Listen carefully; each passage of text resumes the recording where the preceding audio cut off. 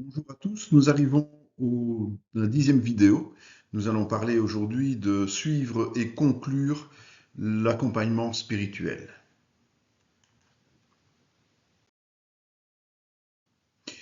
Il ne suffit pas de découvrir le problème et sa solution pour guérir le consultant. Un timing s'impose durant lequel des rencontres régulières seront placées avec, entre deux, des travaux à effectuer. Un jour, parfois rapidement, parfois un peu plus lentement, l'accompagnement spirituel prendra définitivement fin. Nous veillerons à cela. De nouveau, nous vous rappelons les différentes étapes de l'accompagnement spirituel.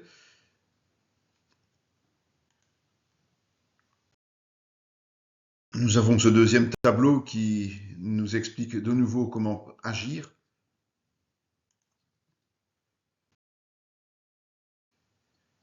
Suivre. Le contenu des premiers entretiens servait à cerner le ou les problèmes et à estimer les solutions et le processus de guérison. À présent que la machine est en marche, il nous reste à réaliser les plans tels qu'établis et les modifier si nécessaire, jusqu'à ce que la guérison soit effective. D'abord évaluer. Évaluer, c'est mesurer quelque chose. Pour ce faire, nous devons utiliser des références. Celles-ci auront été établies lors de la détection des difficultés et de l'élaboration de la solution.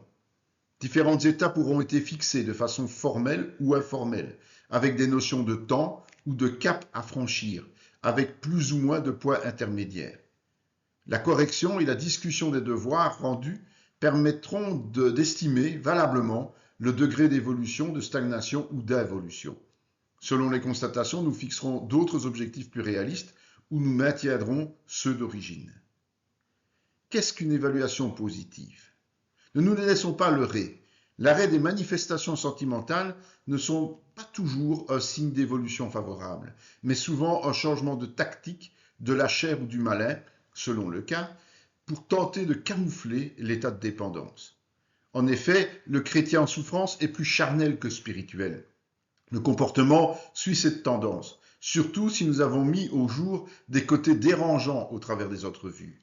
Par réaction, l'individu mentira aux autres et à lui-même afin de ne pas paraître faible.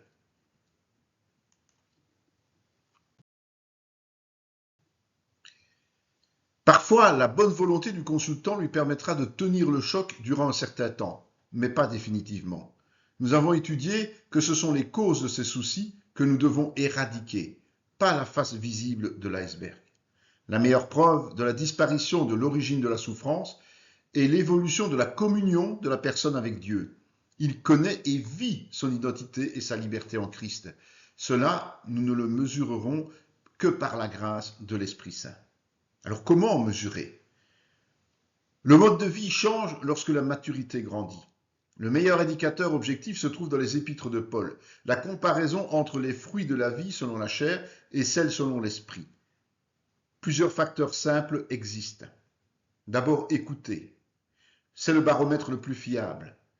Il faut écouter, s'exprimer la personne sur sa communion avec Dieu, son identité en Christ et sa place dans le corps de Christ.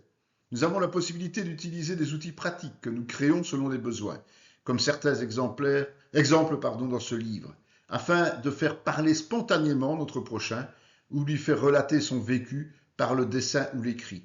Comparer deux résultats après quelques séances d'accompagnement spirituel éclairciront la voie.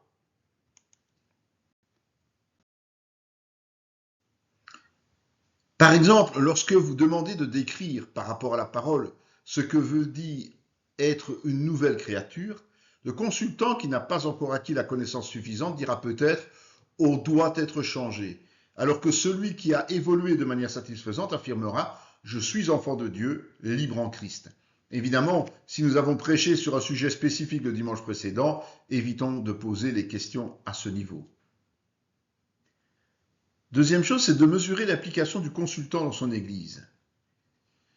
Vérifier la portée de son travail, effectué par les deux parties, se fait en appréciant la présence et l'implication de l'intéressé dans la vie de l'église locale. C'est pour cette raison précise que nous conseillons de chercher l'aide au sein de notre communauté, auprès des ministères et anciens que le Seigneur y a placés.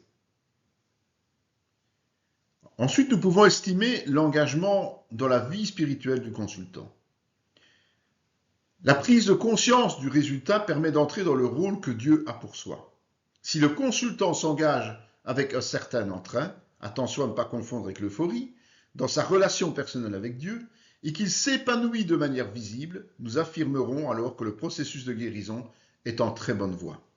En revanche, si malgré nos nombreuses exhortations, il reste en retrait et néglige sa vie spirituelle, la situation est alarmante.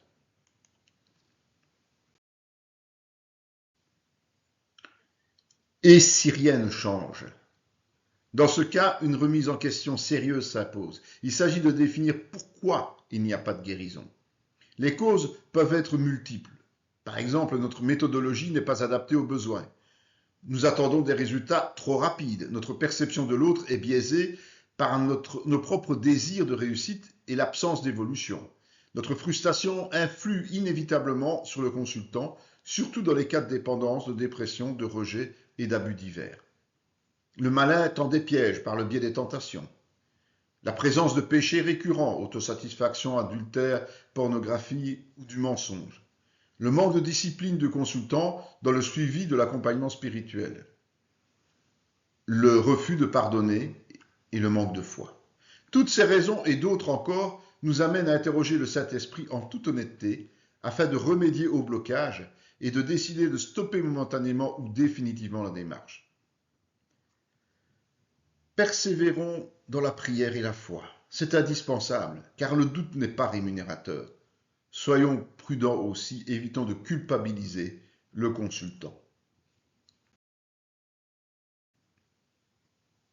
La conclusion: tout accompagnement spirituel devrait aboutir à la guérison complète. En cas d'échec, après avoir reçu toute la lumière sur ce que nous aurions à modifier à notre niveau ou à celui de consultant, et de l'avoir mis en pratique, parfois même en passant la main ou en se faisant soutenir, si la guérison ne survient pas, nous conclurons alors que nous sommes entrés dans un mystère de Dieu. Lui seul connaît la raison spirituelle de cet état. De grands serviteurs de Dieu ont vécu cela, Jacob et sa hanche déboîtée, ou Paul et son écharde. Demeurons fermes sur la promesse divine. Un jour, la guérison de chacun sera totale. Nous serons revêtus d'un nouveau corps, débarrassés de toutes les contraintes terrestres, et nous accomplirons une vie éternelle parfaite.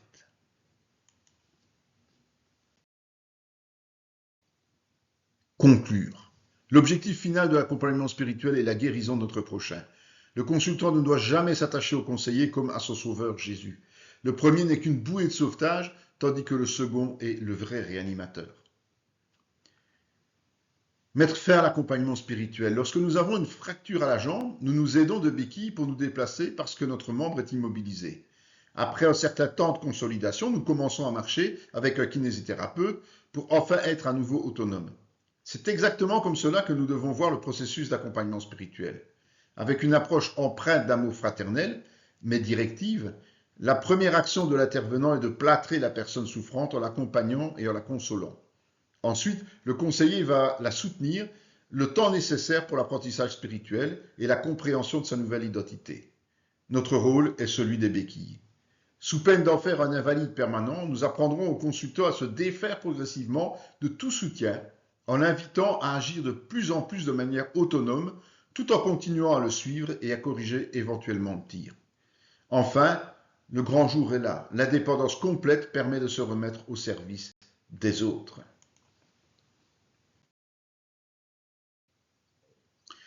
À quel moment faut-il clore? C'est une question importante pour le bien-être spirituel. La réponse sera vague. Ni trop tôt, lorsque la personne boitille encore un peu, ni trop tard, parce qu'elle est devenue dépendante psychiquement de nous. Gardons à l'esprit que l'accompagnement sera le plus court possible. Plusieurs indicateurs que nous observons durant tout le suivi nous guident quant au choix du moment. La personne est consciente du parcours qu'elle vient de faire et ne souffre plus quand elle en parle. Elle a acquis de bonnes habitudes et laissé tomber les mauvaises, tout en étant affranchie de la culpabilité. Sa perception de la parole est telle qu'elle sait l'utiliser à bon escient.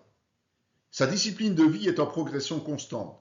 La sanctification est en marche et sa foi grandit.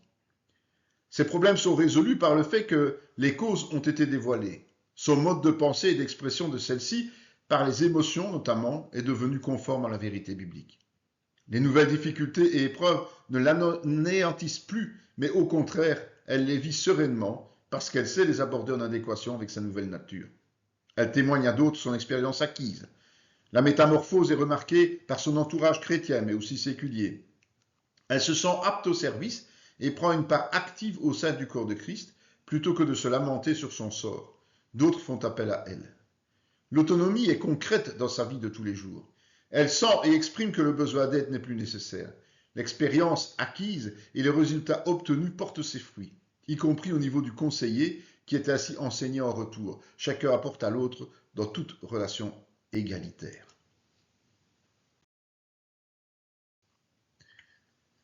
Retenons que la guérison, c'est plus que la disparition des stigmates ou signes visibles. C'est recevoir une vie pleine en Christ.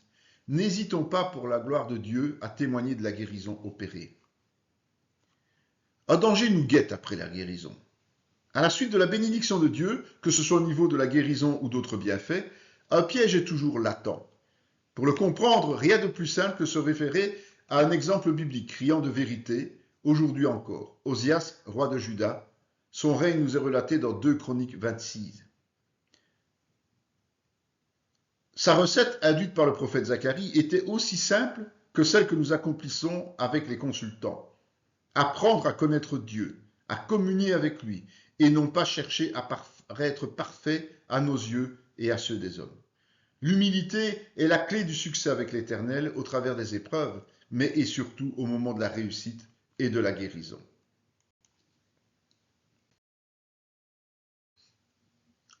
Tant qu'il était un roi faible, il resta obéissant au Créateur et dépendit constamment de sa volonté. Le résultat de l'obéissance étant maintenant acquis, pouvoir et renommée, il a omis de continuer à respecter les règles établies par Dieu, se prenant lui-même pour le Tout-Puissant. Il est tombé dans le piège de l'orgueil. Être guéri ou béni ne signifie nullement être à l'abri de tout. Nous sommes invités à rester dans les lignes de l'enseignement reçu afin de conserver le bénéfice de tout ce qui nous a été offert. Dans le cas d'Osias, nous constatons qu'il supplie à ses enseignements et ministres du culte, les sacrificateurs. À cause du courage de ces derniers, qui tentent de l'arrêter dans sa démarche folle, il tombe encore plus dans le péché par la colère et la révolte contre Dieu et ses serviteurs. Lorsque le Seigneur restaure quelqu'un, il est invité à remplir la mission de tout enfant de Dieu et non pas à prendre la place des frères qui l'ont accompagné ou de Dieu lui-même. Cela semble être une nuance, mais c'est en fait la différence entre l'humilité et l'orgueil, l'obéissance et l'insoumission.